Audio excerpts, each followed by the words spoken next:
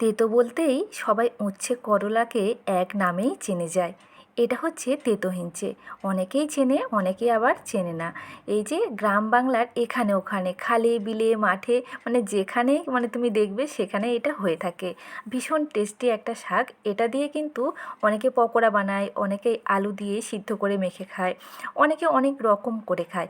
আমার মনে হয় সবথেকে বেশি যেটা খেতে ভালো লাগবে এই শুক্তোটা বানিয়ে খেতে।